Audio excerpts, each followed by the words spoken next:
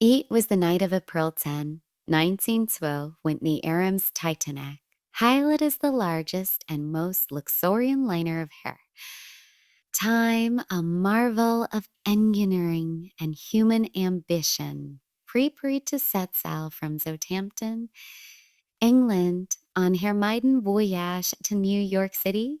A ship stood down outside long. Fitted with grand first-class suites adorned in Edwardian splendor, lavish dining halls with crystal chandeliers, Turkish baths, a swimming pool, and a smoking room where gentlemen sipped brandy beneath carved paneling. Villa second-class passengers attended modes comfortable cabins in their own dining salon, and third-class immigrants, many traveling to America for a new life, crowded into more Spartan credits ibivet in the steel hull, yet still enjoying accommodations superior to many ships of the era. The Titanic's designers and owners at the White Star Line, led by Job Brucey, had boasted of her advanced safety features: watertight compartments, remotely operated watertight doors, and a double bottom hull, believing that she was a practically unsinkable. A sentiment echoed in newspapers that Cal Terror, the sheep of dreams. As the gangways closed, the whistles sounded, crafts along the dock waved handkerchiefs and shooted farewells. The Titanic's dream is self-propelled, checking the harbor waters as she glided away. Narvaifading a collision with the SS New York, when the displacement of water from her enormous bulk snapes the moorings of the smaller vessel, an omen unnoticed by most. Among her passengers, some of the wealthiest people in the world, John Jacob Astor, Rumich Fear, and his young bride Madeline. Mining magnate Benjamin Guggenheimian, Maine Seas co-owner Isidor Strauss, and his wife Ida. The unsinkable Molly Brown, as well as hundreds of immigrants from Ireland, Scandinavia, Italy, and Eastern Europe, carrying little more than hope in their hearts. The Wujayos, the Colt North Atlantic begin at clear skis, the great ship keating through calm seas at a steady speed, Captain Edward Judd.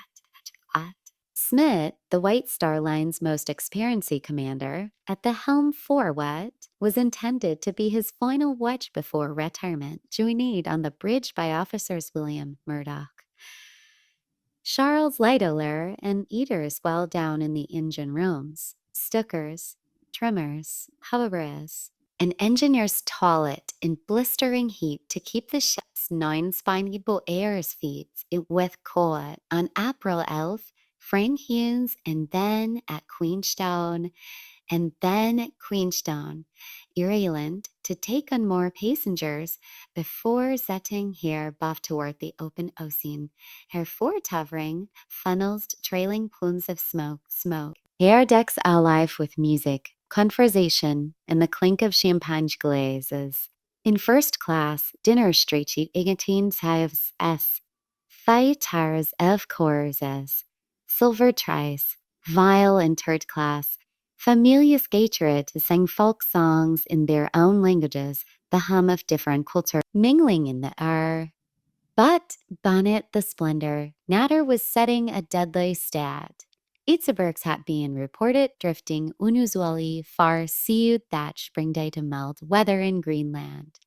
And over the next days, the Titanic's whereas operators Jack Phillips and Harold Jack Phillips and Harold Slover the evacuation, many could not fathom that the unsinkable Titanic was dumped. Women and children were given priority, but some bullets were long had a hellfall in the frigid night air. Distress rockets fared into the sky as Phillips sent the new cells and Zenusos and Zecuti Zinals over the Marconi wireless. Piked up by the Carpathia, Achton was away. This miles away, immediately steamed toward the Titanic at full speed, through the Ixamis United States. Nerby, the Californian, lay only about 10 miles away. Here were Lala's operator having gone off duty, and her crew, seeing raucous, failed to respond in time. As the minutes passed, the angle of the deck reef stepper, the bow slipping deeper into the black Atlantic, the band led by Wellakes, hardly playing waltzes and hymns to steady nerves, famously ending with a nearer, my God, to the is reported by survivors, took some later dispute exact tone, the exact tune, the exact tune, the exact tone. In the lifeboats, those would escapedal under blankets, vanishing in horror as the great sheets, lights flickered and went out around too. Oh, around time and to men. The stern rising high against the starlit sky before the immense weight tore the sheep in spile, the forward section dies appearing into the depths, the stern briefly settling back before rising again almost vertically, fallen in almost vertically. Though a roar of steam, leaving over 1,500 men, women, and children struggling in the freezing 28 Grad F2 Grad C weiter. Their crews etching into the night until one by one they fell silent. Woo leave-aboards rats, red him to pull survivors from the waiter, fearing they will be swambit. At foring they will swam to Lynn. The Carpathia arrived to find only the lifeboats bobbing among scattered wreckage. Pulling aboard the 705 survivors, many to not content ostentatious mid the clothes on their backs to hunt their backs, find their backs. By mid-morning, the Carpathia turned toward New York, fearing the loving and the news of the worst Pete's had a maritime disaster in history. In the days and weeks that followed that, in carries and fought the Naximen, the disaster, finding fault in the disaster, finding fault in number of life boats, the failure to headache warnings, the speed dangerous conditions, and the complacency bred by the belief in the ship's invulnerability.